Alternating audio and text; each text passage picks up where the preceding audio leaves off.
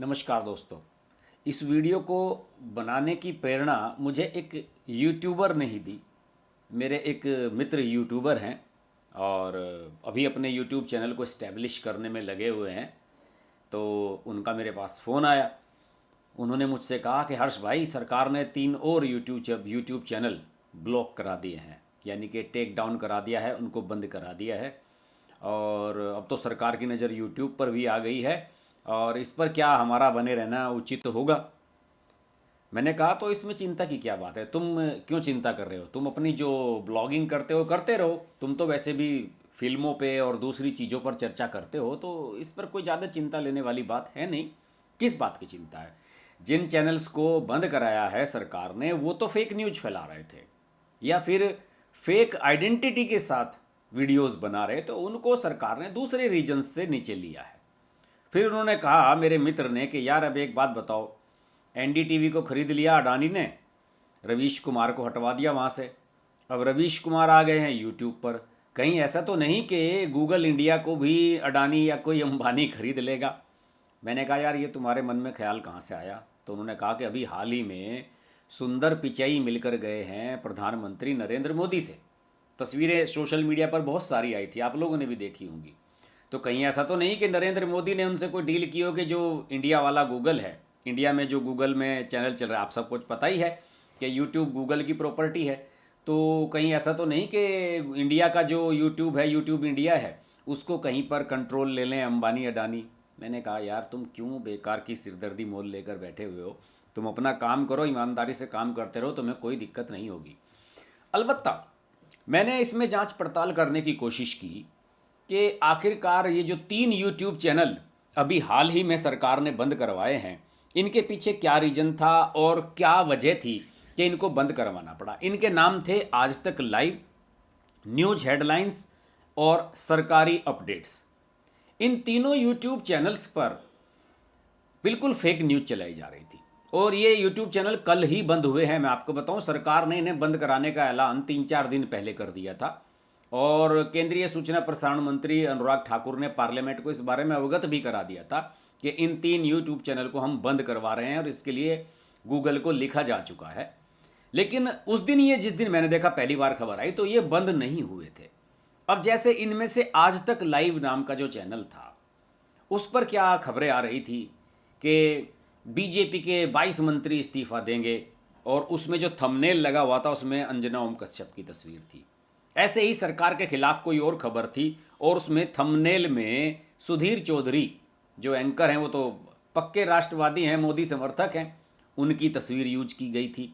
और सभी जो वीडियो थे उनके टाइटल्स बेहद उत्तेजक थे और जो अनबिलीवेबल टाइप की चीज़ें होती हैं कि महाराष्ट्र में 22 मंत्री जो है वो शिंदे के भागने वाले हैं, फलाना ढिमका, इस तरह की बातें हैं जिनसे सनसनी फैले और उनका ठोस आधार कुछ होता नहीं था। अंदर आपने चलाया, आपने सोचा कि अंजना ओम कश्यप की खबर है, नाम है आज तक लाइव, आपको लगा कि शायद आज तक की जो एंकर हैं अंजना ओम कश्यप, उनकी कोई खबर है।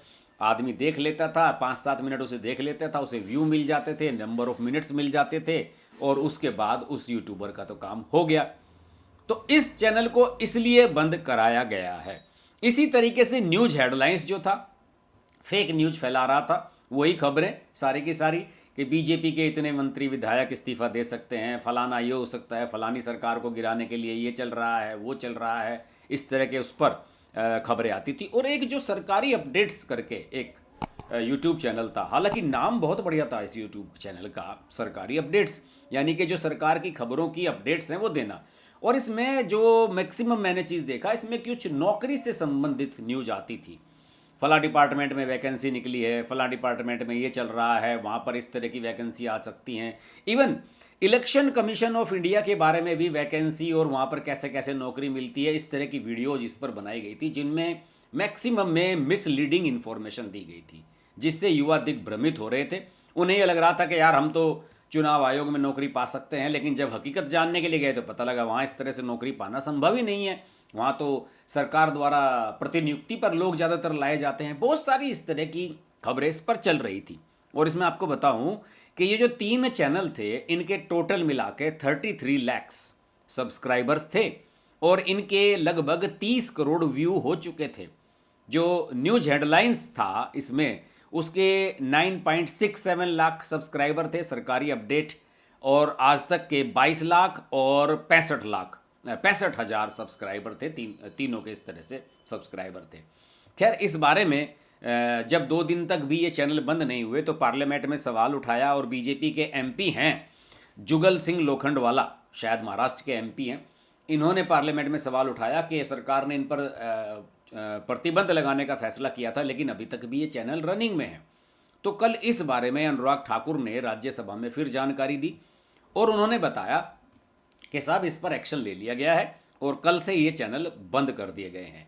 साथ ही साथ अनुराग ठाकुर ने ये भी बताया पार्लियामेंट को कि हमने अब तक ऐसे 104 यूट्यूब चैनल्स को ब्लॉक कराया है जो मिस इन्फॉर्मेशन दे रहे थे, भड़काऊ खबरें चला रहे थे, देश में माहौल ख़राब करने की कोशिश कर रहे थे, और कुछ जो नॉर्म्स होते हैं डिजिटल मीडिया के उन सब का पालन नहीं कर रहे थे। इसके अलावा थंबनेल्स में कुछ और था, अंदर मैटर कुछ और निकलता था, फेक न्यूज़ थी। इसके अलावा जो मोनेटाइजेशन के लिए इन्होंने अपने एड्रेस और जो अपनी आइडेंटिटीज़ यूज की हुई थी वो भी सही नहीं थी, मिसलीडिंग थी, गलत इन्फॉर्मेशन वाली थी।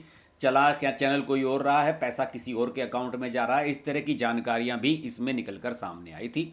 तो उनका ये कहना था कि इसलिए हमने इनको बंद कराया है। इसके अलावा उन्होंने कहा कि अब तक सरकार ने केवल 45 वीडियोज़, यूट्यूब वीडियोज़, चाहे वो ध्रुव राठी की हो या किसी द वायर की हो, बड़े बड़े जो यूट्यूबर्स हैं उनकी हो, हमने केवल 45 वीडियो, जिन्हें हमें लगा कि इसमें सूचना सही नहीं जा रही है, गलत इन्फॉर्मेशन दी जा रही है, हमने अब तक केवल 45 वीडियो यूट्यूब को हटाने के लिए कहा है, और इसमें सरकार को लगता है कि हमने कुछ गलत नहीं किया है। बहरहाल कुछ लोगों की चिंताएं इस तरह से बढ़ी हैं कि साहब रवीश कुमार अब आ गए हैं यूट्यूब पर, कहीं ऐसा ना हो कि यूट्यूब पर उनको दर्शक भी बहुत मिल रहे हैं, लाखों, कई लाख उनके दर्शक हो गए हैं, लगभग 30 लाख से अधिक उनके सब्सक्राइबर हो गए हैं, बहुत कम समय में ही 3-4 वीडियो ही डाले हैं जबकि उन्होंने। तो इस बारे में बीजेपी के सांसद निशिकांत दुबे, जो शायद झारखंड के सांसद हैं, अब मुझे लगा था कि शायद बिहार से आते हैं, झारखंड के सांसद हैं, तो उन्होंने जो है पार्लियामेंट में आवाज़ उठाई थी कि यूट्यूब पर भी प्रतिबंध लगाया जाना चाहिए, यूट्यूब पर जो लोग मिसलीडिंग इन्फॉर्मेशन दे रहे हैं उनके खिलाफ एक्शन होना चाहिए। ये उस दिन की बात है जब रवीश कुमार यूट्यूब पर एक्टिव शुरू हुए थे। खैर, इस बात को सरकार ने ज़्यादा गंभीरता से नहीं लिया है, और मुझे नहीं लगता कि रवीश कुमार के आने से बाकी यूट्यूबर्स को कोई घबराने की ज़रूरत है, और मुझे लग रहा है कि ये एक स्वतंत्र माध्यम है। अगर आप फेक न्यूज़ नहीं दे रहे हैं तो वो आपकी एक प्रॉपर्टी है, और रवीश कुमार जो चीज़ें दिखाते हैं उनके साथ साथ वो उनके सबूत भी काफ़ी दिखाया करते हैं। तो मुझे लगता नहीं कि अब रवीश कुमार की खबरों को आप एंटी गवर्नमेंट तो कह सकते हैं, लेकिन फेक न्यूज़ की कैटेगरी में उन्हें नहीं रखा जा सकता। तो इसलिए मेरे यूट्यूबर साथियों को कोई घबराने वाली बात नहीं है, और ना ही अंबानी अडानी यूट्यूब इंडिया को खरीदने जा रहे हैं। आप लोग बेधड़क होकर वीडियो बनाते रहिए, लेकिन ये ध्यान रखिएगा कि आपकी खबरें मिसलीडिंग नहीं होनी चाहिए, फेक नहीं होनी चाहिए, सनसनीखेज नहीं होनी चाहिए, और देश का माहौल ख़राब करने वाली या भड़काऊ नहीं होनी चाहिए। तो मैंने सोचा कि इस मुद्दे पर ज़रूर वीडियो बनाया जाए, और मेरे सभी साथी यूट्यूबर्स भी इस वीडियो से निश्चित रूप से सहमत होंगे। अगर आपको ये वीडियो अच्छा लगे तो लाइक कीजिएगा, शेयर कीजिएगा, चैनल को सब्सक्राइब नहीं किया है तो सब्सक्राइब कीजिएगा, सब्सक्राइब कर लिया है तो नोटिफिकेशन के लिए बेल आइकन को जरूर प्रेस करिएगा। अगले वीडियो में आपसे फिर मुलाकात होगी। नमस्कार। अगर आपको हमारी वीडियो पसंद आई तो वीडियो को लाइक करें, चैनल को सब्सक्राइब करें और नोटिफिकेशंस के लिए बेल आइकन को प्रेस करें।